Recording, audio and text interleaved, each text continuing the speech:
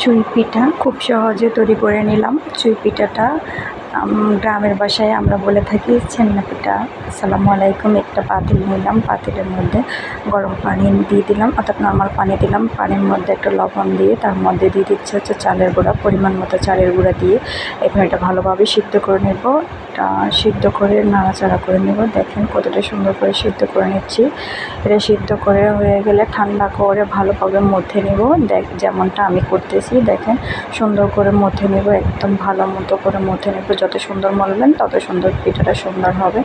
এখানে ছোট ছোট করে দেখেন লতের মতো করে, অর্থাৎ এই ছোট ছোট করে এরকম করে রশির মতো করে, এরকম ছোট ছোট রশির মতো করে সুন্দর করে এগুলো কাটতে হবে, অর্থাৎ লম্বা করে। এগুলো কাটার পর এরপরে প্রসেসটা দেখাই দিচ্ছি কিভাবে করতে হয়। আমাদের গ্রামে এই পিঠাটাকে বলা হয়, বলেন তো কি? এই পিঠা আমাদের গ্রামের ভাষায় এই পিঠাকে বলা হয় সেই পিঠা। এটা সেই পিঠা বলে যে আমরা বলে থাকি, কিন্তু চুই পিঠা, ছোটো পিঠা অনেক নামে বলে থাকে। দেখেন একটু সুন্দর করে হাতের সাহায্যে ছোটো ছোটো করে নিয়ে এভাবে কাটতে হয়, খুবই সুন্দর করে হয় এটা। পিঠাটা দেখতে খুবই সুন্দর লাগে।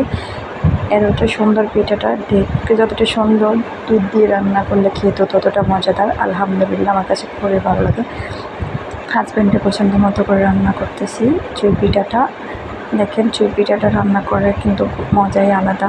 আমি আরও আগে রস দিয়ে রান্না করছি, দুধ দিয়ে রান্না করছি। দেখেন এখানে ঠিকভাবে ছোটো ছোটো করে কাটা, সম্পূর্ণ প্রসেসটা দেখে দিলাম। এখানে এতটুকু কাটা হলো, বাকিটা পরে কেটে একেবারে দেখাচ্ছি। এই পরে আমি ফোড়াটা কেটে নিলাম। দেখেন ফোড়াটা কাটা ডান।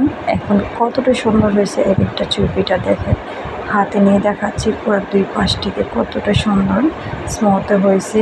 মেশিনে কাটা থেকে কম হয় নাই, হাতে বানানোটা অন্যরকম স্বাদ। দেখেন এক একটা কালার। এরপরে এখানে দিয়ে দিলাম হচ্ছে একটু করে পানি, তারপরে দিয়ে দিলাম তেজপাতা, দেখেন একটু চিনি, একটু লবণ। চিনি দেওয়ার কারণে কালারটা এরকম হয়েছে, যেহেতু আগে চিনি, বাদাম, কাঠবাদাম, কাজু বাদাম, কিশমিশ, তারপরে দিয়ে দিচ্ছি হচ্ছে নারকেল। সবগুলো একসাথে দিয়ে দিলাম আগে, যেহেতু এগুলো ফ্রিজে ছিল তাই ওগুলো ধুয়ে ভালো মতো করে দিয়ে দিলাম। দেওয়ার পরে এখন এটা গরম করে নেব, একদম ফুটাই নেব। এর মধ্যে আবার দুধটা অ্যাড করে দিছি।